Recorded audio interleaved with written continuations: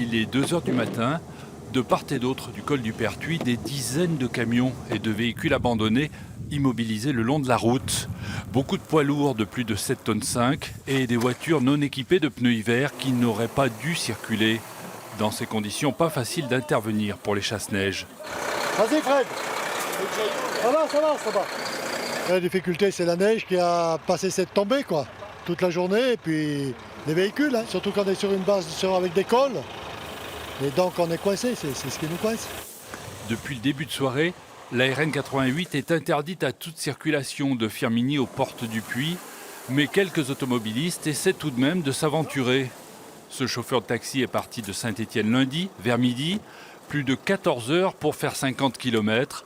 Son collègue lui a apporté des chaussettes à neige pour continuer sa route. Ça a été une vraie catastrophe. Vraie catastrophe, des camions en travers de partout, des voitures qui ne montent pas. On n'a pas vu de sèche-neige avant 19 heures. C'est comme ça. Entre le Puy-en-Velay et Saint-Étienne, plusieurs centaines de naufragés de la route. Certains dorment dans leur voiture. Ils n'arrivent pas à dégager parce qu'il y a les camions. Ils sont bloqués et on verra. Hein. Voilà, on attend.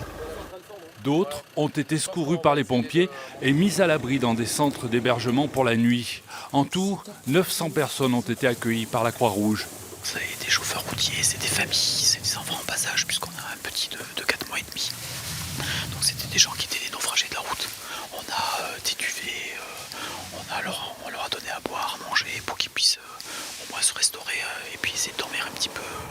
Toute la nuit, des pompiers, des gendarmes, des agents des routes ont été mobilisés. Cette neige pourtant annoncée a surpris beaucoup de monde.